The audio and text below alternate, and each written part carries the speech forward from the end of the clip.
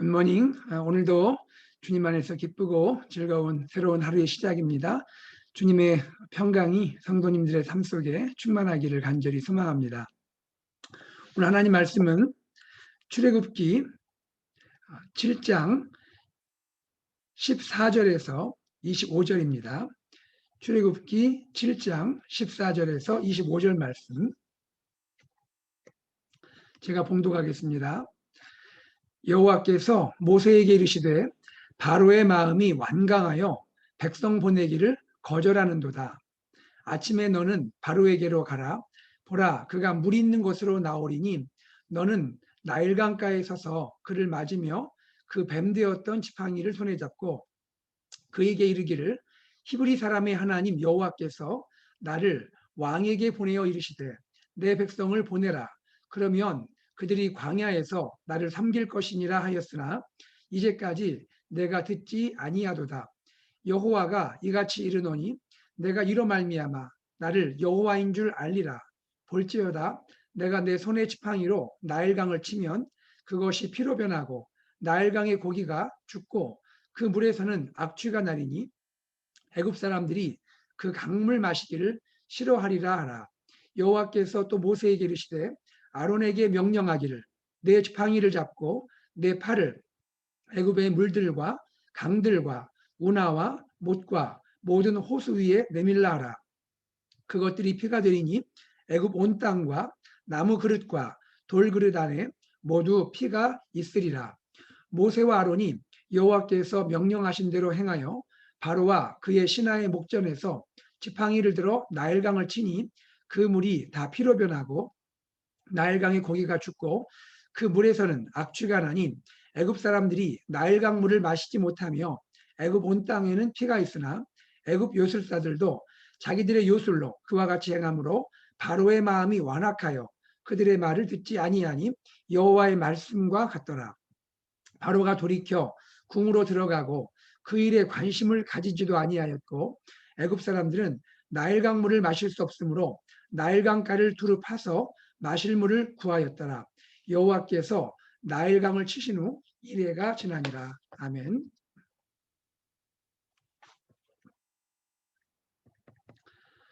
하나님께서 모세에게 말씀하십니다. 두 가지를 말씀하시는데요. 첫째는 바로의 마음이 완강하여 백성 보내기를 거절하는구나 하는 말씀을 하시고요. 두 번째는 모세에게 다음 아침에 나일강으로 가서 바로를 만나고 나일강 물이 피로 변하는 재앙을 행하라 이렇게 말씀을 하십니다. 모세와 아론은 하나님의 명령대로 바로와 그의 신하를 만나게 되고요. 그들 앞에서 지팡이를 들어 나일강을 치게 되죠.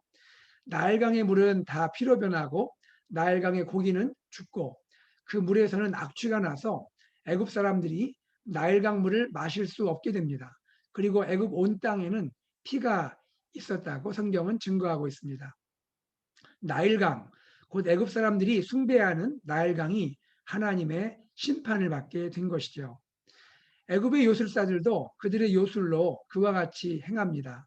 그러자 바로의 마음이 완악해져서 모세와 바로의 말을 듣지 않게 됩니다. 하나님이 말씀하신 대로 되는 것이죠. 바로는 돌이켜서 자기 궁으로 들어가고 나일강이 피로 변한 재앙에 관심을 갖지도 않습니다. 애굽 사람들은 나일강 물을 더 이상 마실 수 없게 되자 나일강가를 따라서 땅을 파서 마실 물을 구하게 됩니다. 그리고 그 다음 하나님이 모세에게 말씀하시기까지 이래, 즉 일주일이 지났다고 성경이 증거하고 있는 것입니다. 자, 오늘 본문 이야기 10가지 재앙 중 첫 번째 재앙에 해당하는 나일강이 피로 변하는 재앙, 이 이야기 가운데서 몇 가지를 함께 나누고자 합니다. 첫째, 마음이 중요하다는 것이죠. 마음이 중요하다. 특별히 하나님 앞에서 우리 마음을 부드럽게 하는 것이 참 중요하다는 것을 알게 되는 것입니다. 14절에 보시면 바로의 마음이 완강하다라는 말이 나오죠. 완강하다, unyielding. 그 말은 뭐냐면 완고한, 고집스러운 이런 뜻입니다. 22절에 보시면 바로의 마음이 완악하여 라고 되어 있습니다. His heart became hard. hard라고 되어 있습니다. 무슨 뜻이죠? 굳은 또는 딱딱한 또 단단한 이런 뜻입니다. 지금 바로의 경우 마음이 고집스럽고 굳고 딱딱하고 단단해졌습니다.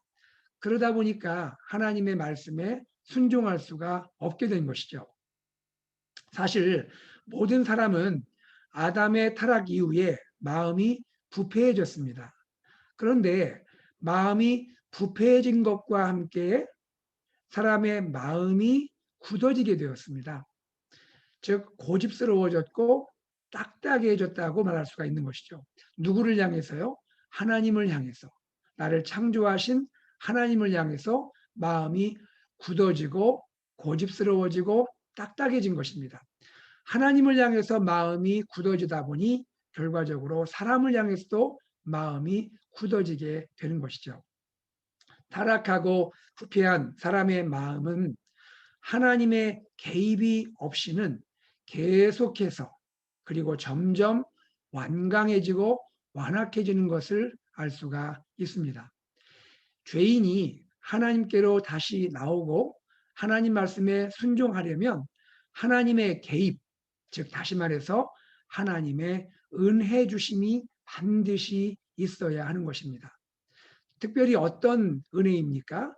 하나님께서 우리의 마음을 부드럽게 해주시는 은혜가 있어야 하는 거예요. 성령의 만지심이, 성령의 녹여주심이, 즉 성령의 감동하심이 우리에게 있어야 한다는 것이죠. 성령께서 우리 마음을 감화하시고 감동하실 때 은혜가 임하게 되고 은혜가 임할 때 부드러워지게 되고 그 부드러운 마음이 있을 때 하나님께 다시 나가고 순종할 수가 있게 되는 것입니다. 우리는 본문의 바로 이 파라오를 반면교사로 삼을 수가 있게 되는 것이죠. 항상 하나님께 부드러운 마음을 구해야 할 줄로 믿습니다. 하나님 앞에 그리고 사람 앞에 부드러운 마음을 갖도록 기도해야 하는 것이죠. 여러분, 다윗과 사울을 한번 비교해 보세요. 다윗과 사울. 둘 다 이스라엘의 왕이죠. 그 둘의 차이는 근본적으로 무엇이겠습니까? 그 근본적인 차이는 다른 것이 아니라 하나님 앞에서 마음을 부드럽게 하느냐 하지 않느냐 차이인 것이죠. 여러분, 다윗도 범죄했습니다. 다윗도 하나님 앞에서 악한 일을 행했죠. 그런데 사울은 범죄 후에 마음이 굳어졌습니다. 완악한 방향으로 마음이 나갔죠. 하지만 다윗은 범죄했지만 범죄 후에 그 마음이 부드러워졌습니다. 즉 그는 하나님 앞에 회개하는 은혜를 받게 되었습니다. 다윗의 기도, 그가 범죄한 후에 밧세바와 동침한 후에 그의 간구를 보여주는 그의 기도가 시편 51편에 소개가 되고 있죠. 그의 마음의 회복을 구하는 기도가 나타나고 있습니다. 시편 51편 10절에서 12절 말씀을 제가 읽어드리겠습니다. 하나님이여 내 속에 정한 마음을 창조하시고 내 안에 정직한 영을 새롭게 하소서. 나를 주 앞에서 쫓아내지 마시며 주의 성령을 나에게서 거두지 마소서. 주의 구원의 즐거움을 내게 회복시켜 주시고 자원하는 심령을 주사 나를 붙드소서. 다윗의 간구의 기도는 무엇입니까? 그것은 한 가지를 구하는 기도였어요. 하나님, 제 마음을 부드럽게 주십시오. 제 마음에 성령의 은혜를 허락해 주셔서 다시 한번 제 마음에 구원의 즐거움, 주를 향한 이 사랑의 마음 회복시켜 주옵소서. 바로 그것이 다윗의 기도였던 것이죠. 자, 둘째입니다. 하나님의 첫째 재앙, 나일강을 피로 변하게 하는 하나님의 첫째 재앙은 결국 나일강의 신, 나일강의 우상을 향한 재앙이다 할 수가 있습니다. 여러분, 우리가 알듯이 나일강은 이집트 문명의 근원이죠. 이집트 문명의 젖줄이라 할 수가 있습니다.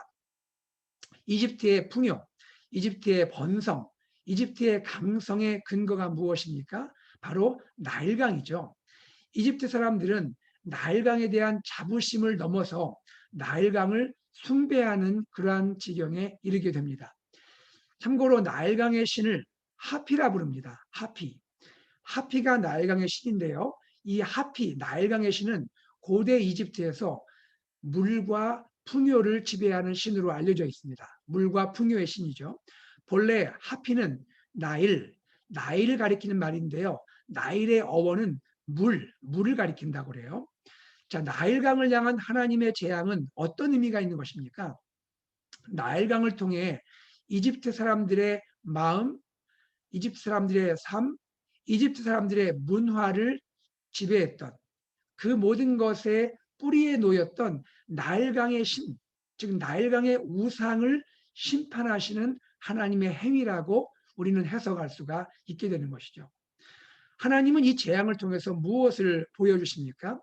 인생을 주관하시는 분은 풍요와 번성의 신, 풍요와 번성의 우상이 아니라 온 우주의 창조주요, 주권자요, 유일하신 하나님, 즉 여호와 하나님이신 것을 보여주고 계시는 것입니다.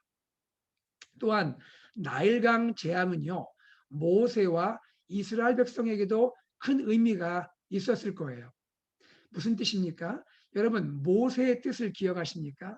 모세 이름의 뜻이 뭐죠? 물에서 건짐 받았다. 여러분, 그 아기 모세, 어린 모세, 그 아기 모세의 갈대 상자 기억하시죠? 네.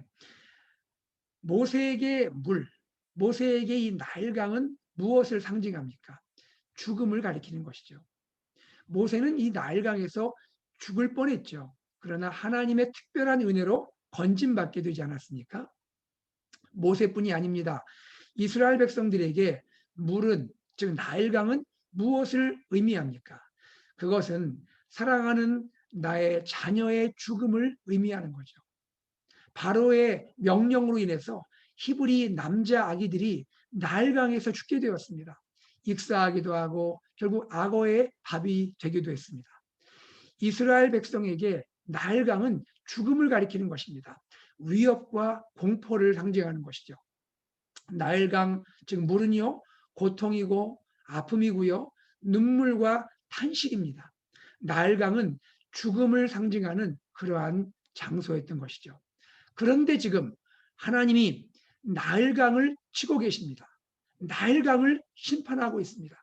하나님의 백성을 두려움과 위협으로 삼켰던 나일강, 물의 죽음을 심판하고 계시는 거죠. 즉 하나님은 죽음을 심판하시는 하나님이십니다. 죽음의 권세를 심판하시는 하나님이세요. 여기에서 우리는 무엇을 보게 됩니까? 장차 십자가와 부활을 통해서 우리에게 새 생명을 주시고 죽음을 이기시는 주 예수 그리스도의 십자가의 능력과 부활의 능력을 미리 보게 되는 것이죠. 사랑하는 성도님들, 우리는 부활절을 지냈습니다. 부활의 권능을 우리는 하나님께 감사하며 예배한 우리가 기억이 얼마 전에 있습니다. 고린도전서 15장 55절에서 57절에서 사도 바울은 이렇게 담대하게 선포하고 있죠. 사망아, 너의 승리가 어디 있느냐? 사망아, 내가 쏘는 것이 어디 있느냐? 사망이 쏘는 것은 죄요. 죄의 권능은 율법이라. 우리 주 예수 그리스도로 말미암아 우리에게 승리를 주시는 하나님께 감사하노니. 할렐루야. 사랑하는 성도님들, 그렇습니다. 나일강을 재앙으로 심판하시는 하나님, 즉 이스라엘에게 얼마나 큰 기쁨과 얼마나 큰 감사를 선물하셨겠습니까? 그들의 마음에 있는 이 아픔들, 슬픔들, 두려움들, 공포, 위협, 이 모든 것으로부터 주님은 사랑하는 백성들을 치유하시고 회복시켜 주신 것이죠. 오늘도 주님은 동일하게 역사하십니다. 주님은 죽음의 권세를 향하여 죽음의 문화, 세상의 죽음의 문화를 향하여 두려움과 불안과 염려 가운데 살고 있는 모든 사람들을 향하여 주님은 말씀하고 있습니다. 나에게 오라. 나에게 오라. 내 안에 죽음을 이기는 새 생명이 있다. 나에게 죽음을 이기는 놀라운 부활의 능력이 있다. 주님 말씀하시고 초대하시는 겁니다. 우리들이 그 주님의 십자가의 은혜, 주님의 부활의 권능 아래 오늘도 살아가게 되는 것이죠. 우리 주 예수 그리스도의 부활의 권능으로 이제는 우리가 담대하게 용기 있게 기쁨과 감사로 하나님의 새 생명을 누리고 하나님의 부활의 능력을 누리며 하루를 살 수 있고 우리의 삶을 살 수가 있는 것입니다. 더 이상 죽음의 문화 가운데 갇혀 있지 않고 그리스도 안에서 새로운 문화를 만들어가며 문화를 통하여 주님을 증거하는 그러한 새로운 생명, 새로운 문화의 주인공으로 우리는 살 수 있게 된 것입니다. 바로 이것이 우리 구주 예수 그리스도의 놀라운 은혜인 것이죠. 우리 주님의 은혜가 저와 여러분의 삶에 충만하시기를 간절히 소망합니다. 마지막으로 세 번째 무엇입니까? 바로와 하나님의 통치의 근본적인 차이를 보여주고 계십니다. 바로의 통치와 하나님의 통치의 그 차이가 무엇인지를 보여주고 있는 것이죠. 바로를 보십시오. 그의 요술사들이 아론의 이 모세의 놀라운 재앙을 따라합니다. 그들도 이 강이 피로 변하는 그러한 재앙을 보여주게 되죠. 그러자 더 이상 나일강의 재앙에 관심을 갖지 않죠. 바로는 더 이상 관심을 갖지 않고 돌이켜서 그의 궁으로 들어갔다고 성경은 말씀하고 있습니다. 그의 궁으로 돌아갔다는 것은 무엇을 말합니까? 자기의 영광과 자기의 평안의 자리로 돌아가게 된 것이죠.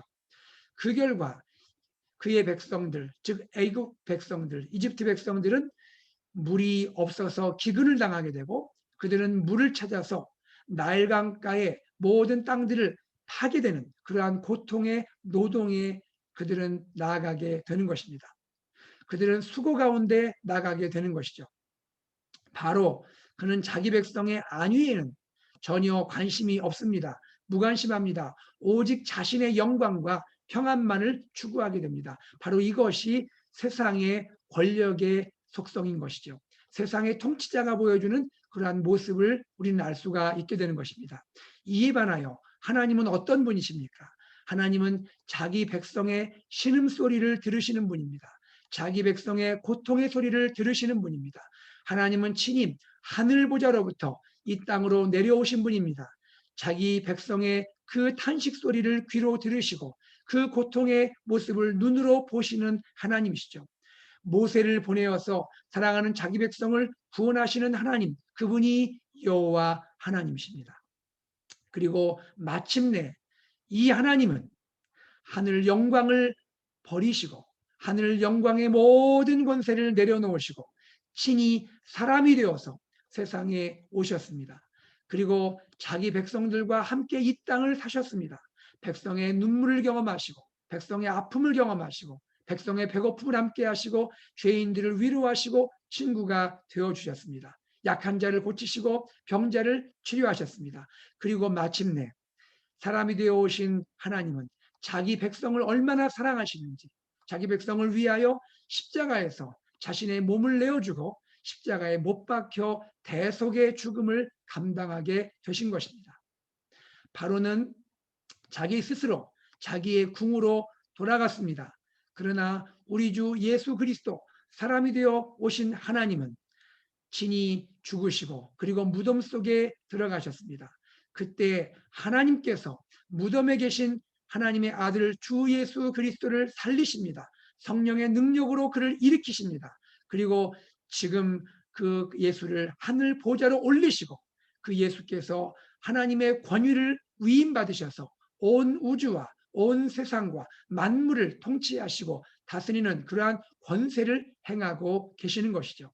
바로 이것이 세상의 통치, 즉 사단의 통치와 하나님의 통치, 하나님의 선한 통치를 극명하게 비교해주고 보여주고 있는 것입니다.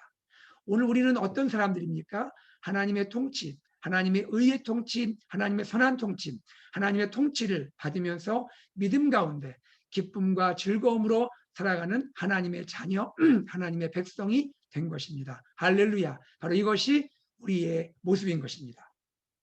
우리는 이제 어떻게 살아야 합니까?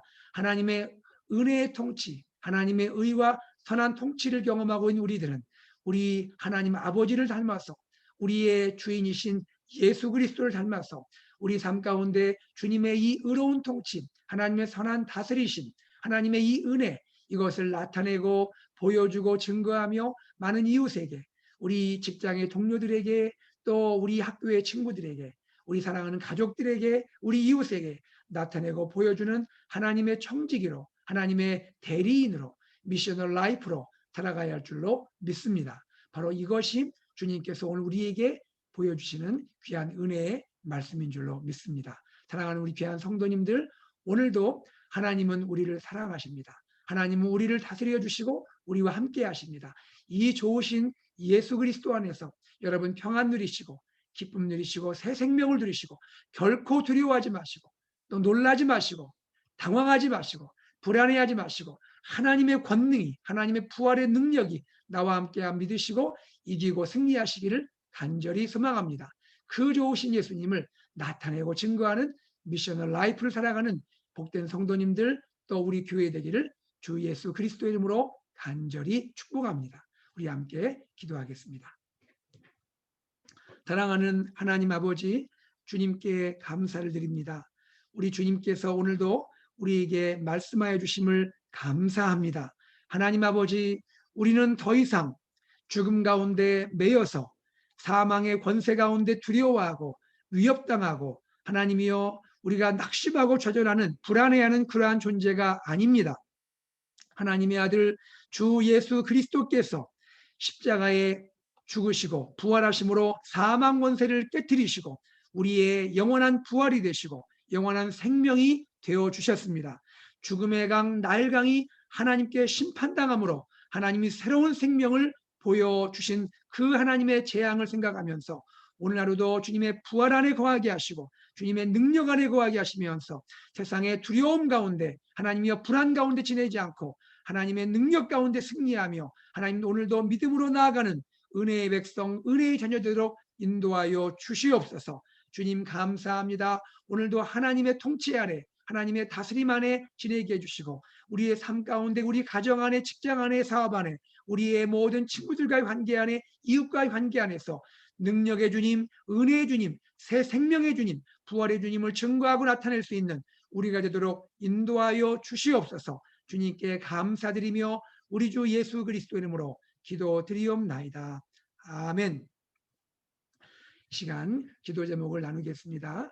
먼저 기도할 것은 오늘 말씀을 기억하면서 하나님 아버지, 나의 삶 가운데 우리 가정 안에 또 나의 삶의 일상 가운데 하나님, 또 우리 교회 가운데 우리 목장 가운데 하나님 주님의 이 놀라운 부활의 승리가, 새 생명의 역사가 충만하게 임하게 하여 주시옵소서. 그리스도 예수 안에서 자유를 얻게 하시고 평안을 누리게 하시며 승리를 경험하며 외치게 하여 주시옵소서. 나사렛 예수 이름으로 명하노니 우리 삶을 무겁게 하고 우리를 두렵게 하고 우리를 불안 가운데 하는 모든 것들은 떠나게 하여 주시옵소서. 떠나게 하여 주시옵소서. 예수의 평안과 예수의 기쁨과 예수의 능력만이 우리의 삶 가운데, 가정 가운데, 교회 가운데, 일터 가운데 함께하여 주시옵소서. 함께 기도하시기를 바랍니다. 그리고 이 시간 또한 기도합니다. 우리 교회를 주님께 올려드리며 기도합니다. 예수 산책, 말씀 공동체, 제자 공동체, 미션을 공동체로 나가게 하여 주시옵소서. 하나님, 2021년에 말씀으로 세워지는 공동체가 되게 하시고 특별히 지난 주일에 우리가 올인 말씀 묵상을 선포하였습니다. 하나님, 매일매일 순간순간 말씀 묵상하며 성령 안에서 거하며 승리하게 하여 주시옵소서. 특별히 우리 교회 리더십을 주님께 올려드립니다. 하나님, 우리 목회자, 장로님들, 집사님들, 권사님들, 교사, 목자, 목녀 모든 분들에게 은혜와 성령의 충만함을 허락하여 주시옵소서.